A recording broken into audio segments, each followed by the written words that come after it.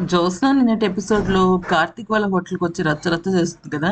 అయితే తనకి వార్నింగ్ ఇచ్చి డబ్బులు తీసుకొని బయటకి పంపించేస్తారు. ఎలాగైనా దీప ఏమనుకుంటుందంటే ఈ యొక్క అంటే ఎలాగైనా జనాలను రప్పించాలి అని అనుకుంటుంటుందనమాట.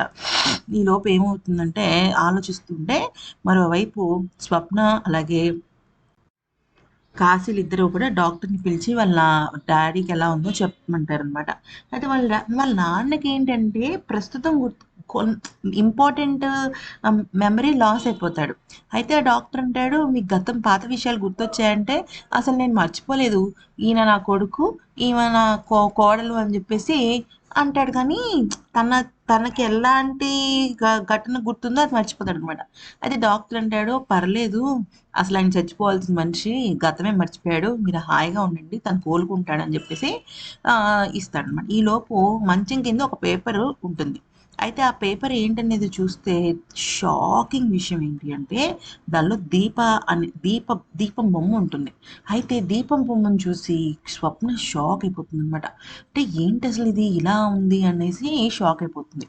అయితే నిజానికి ఏమవుతుందంటే ఆ దీపం బొమ్మను చూసి స్వప్న కొంతవరకు అంచనా వేస్తుంది. దీప బొమ్మ ఎందుకు వేశాడంటే దీపే వారసురాలు వాళ్ళ ఇంటికి అన్నట్టుగా అనమాట. కానీ వాళ్ళకి తెలీదది. అయితే అంటుంది మొన్న స్వప్న ఏమంటుందంటే, "మొన్న మామయ్య గారు వారసురాలు, కూతురు కొట్టిన వాళ్ళు అని అన్నాడు కదా! దీపం అంటే బ్రతికి ఉండడం, దీపం ఆరిపోతే చనిపోయినట్టు. ఇక్కడ దీపం వెలుగుతోంది అంటే వాళ్ళలో ఎవరో బ్రతికే ఉన్నారు అని అర్థమేమో అనిపిస్తోంది నాకు" అంటే అప్పుడు వీడంటాడు కాశీ, మా నాన్న ఏదో పిచ్చి రాత్రి రాస్తే నువ్వేంటి డీకోడ్ అంటావు అంటే, "లేదు కాశీ, దీనిలో ఏదో చాలా అర్థం ఉంది. ఆయన నిజంగా బొమ్మలు గీయాలనుకుంటే పిచ్చి గీతలు గీయొచ్చు. అంత చక్కగా దీపం బొమ్మ గీశాడంటే ఏదో ఉంది" అంటే, "సరే చూద్దాము. మళ్ళీ మొన్న రాసింది ఇప్పుడు రాయలేదు కదా! ఇంకేమన్నా రాస్తారేమో చూద్దాము" అని చెప్పేసి అంటాడనమాట. మొత్తానికైతే మాత్రం ఊహించని విషయమే బయట పెట్టారు.